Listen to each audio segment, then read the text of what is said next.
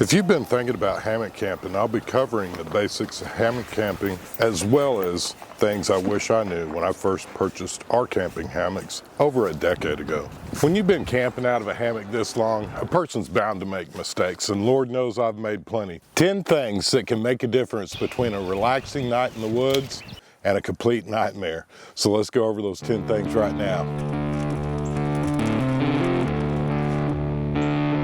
With spring break just around the corner, a lot of people are looking at new ways to get outdoors, and hammock camping is one of the best ways. It's one of the easiest ways, and I will argue maybe one of the funnest ways to get outside and do a lot of camping. For starters, the hammock can double as a camp chair, so that saves you gear right there, which is especially important if you're camping off of a bike or moto camping. Tip number 1 is going to be pick the right trees. First thing I wish I would have known a little bit better. The tree spacing really does matter. About 15 feet apart appears to be the sweet spot for our hammocks that we're using and our hammock setup. But somewhere between 12 and 20 feet, with 15 feet being the sweet spot. I'll often, if I find the trees, the first thing I'll do is kind of step it off and see where we're at as far as how many feet apart. So for me, that's between 4 and 5 steps. And then next thing that I do is I start looking up above in the trees, make sure that there's no dead limbs or anything that's gonna fall out. If the wind picks up or a storm shows up, we don't want anything falling down and punching through the top or punching through us. The next tip is one of the things, our hammocks actually came with them, but a lot of your hammocks will actually come with some sort of tree strap, and it's going to look kind of like a seat belt. Check your local laws before you go camping and make sure that you can actually use a hammock. A lot of the places that do not allow you to connect a rope to the tree for connecting hammocks will let you use the tree straps. The other great thing about the tree straps is if you do use an independent ridge line, and I can kind of show you that in the background, I always set the ridge line up first, and that's twofold. I've got it marked on my ridge line roughly where the tarp's going to go, and then when you go to put the tree straps on the tree, you're always going to have one end that doesn't have quite enough tension, and that strap is going to want to drop. The ridge line that I put up first will keep these from falling down, and it saves you a lot of frustration. Tip number 3 and tip number 4 are going to kind of go hand in hand, and that's the independent ridge line. If you're setting up your camp and it's raining, say you're running late, storm moved in faster than you thought, or you got hung up in a storm and you decided to stay in place because of the storm. When you're packing your hammock, the first thing that should be on the very top when you open up your hammock bag should be your independent ridge line. We used orange, but you can set up that independent ridge line and set up your tarp first, get your bike dry, maybe your motorcycle or yourself, and then you can set up the hammock underneath the dryness of the tarp. The next part, if you are packing up camp and it's raining, you can pack up all of your hammock, put it in the bag where it's dry, and then when you're done, if it's still raining, you can pack up your hammock tarp, which is going to be wet, and don't put it in your hammock bag. Leave them separate. I generally carry my hammock in the hammock bag that it came in, and then I leave the tarp not even in the bag, but I leave it on top of the bag that I bring it in, my little backpack that I made. I'll pull the tarp out first, or actually the ridge line, and then the tarp, and you can set it up first. If it's nice and sunny like it is today, I'll still put the ridge line up first. That keeps the tree straps from falling down when you're trying to set up your hammock. You don't have to worry about the ground at all. It doesn't matter if it's level, if it's clumpy, if there's dirt, if there's sticks, or any of that. It doesn't matter. You're no longer tied to a flat spot like you are with a tent. Now, the hammocks that we're using, every time that I've got them as tight as I can, when I go and sit down for the initial time to see where it's at, that rope and straps and everything kind of stretch out a little bit. Then I go back, I'll tighten it up one more time, and then when I get in here and sit down, if it needs to be adjusted using those tree straps, you can raise or lower that real easy without having to untie anything, as long as there isn't any weight in it.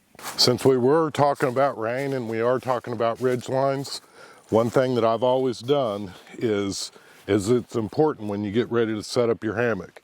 I've tied a drip line, and it's bright blue. This always tells me that the hammock's on the right side, because if you set up your hammock and it's a zip hammock like what we're using, and this is on the other side, you're going to be facing the other direction.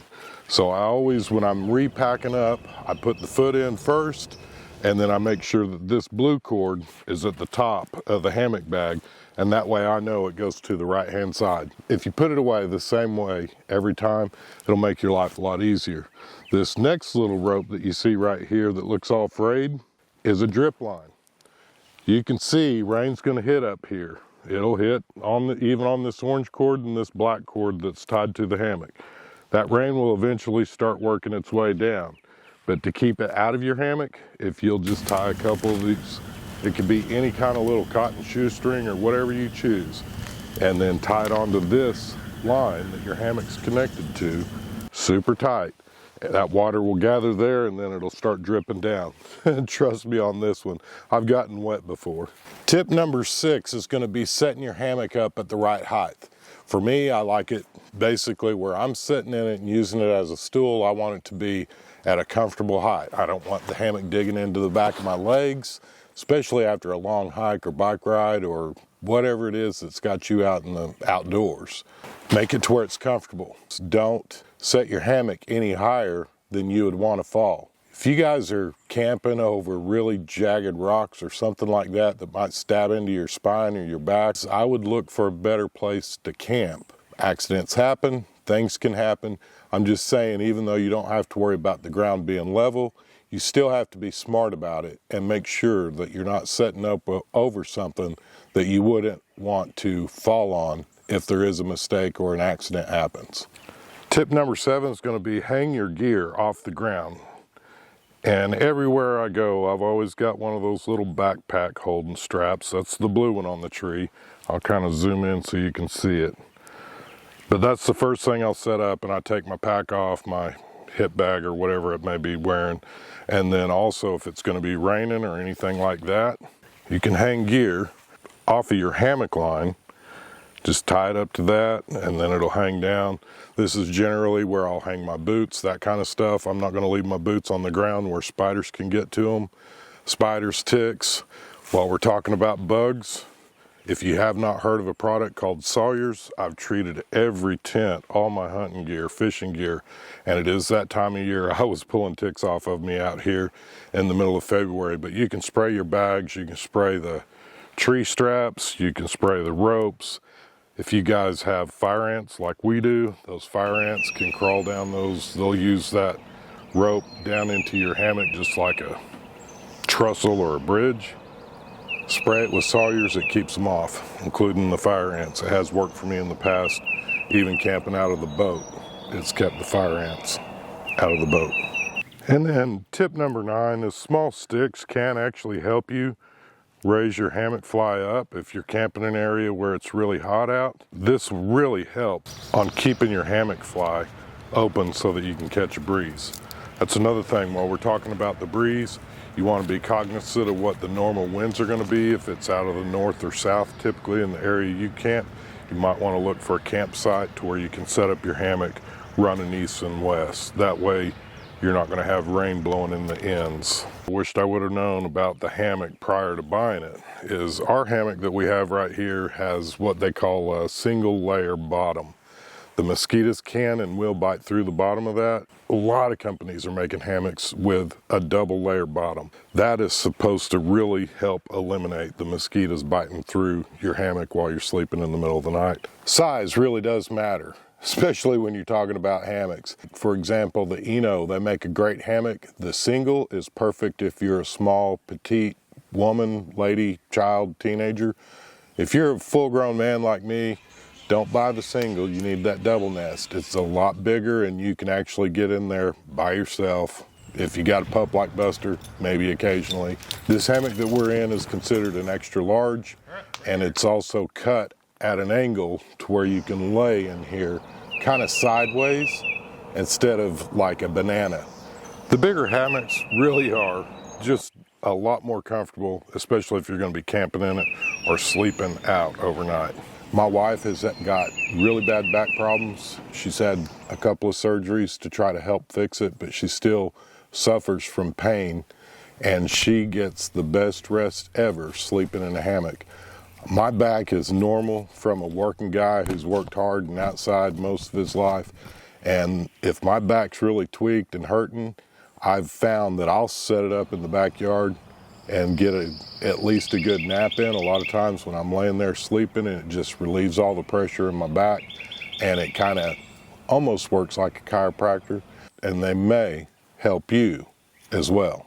If you've ever thought about trying hammock camping, spring is a great time to start. And if you've already hammock camped, drop your best tips in the comments so everybody here can learn something new. So there's a lot of modifications made to this particular brand of hammock, where people are cutting the cords and putting quick clips and all that. I actually still lace my boots when I put them on every morning, so tying a rope into a tree strap is not something that actually concerns me, bothers me, or feels like I'm getting cheated on my time out in the woods. Roll your feet out, get your bearings. For an old man, this is so much better than trying to crawl out of a two-man tent. We're fixing to start a new series of hammock camping videos. We're going to start out with a full kit, everything you need to go camping.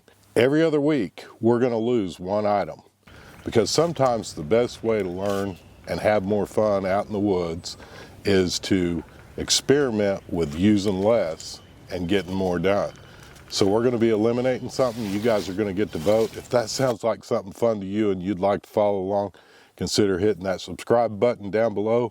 And for the rest of you, if you like this video, give us a big thumbs up. If you didn't like the video, make sure you hit that thumbs button down twice. That way we get full credit for it. If nothing else, I hope you all have a blessed week, and let's get outside and make something happen.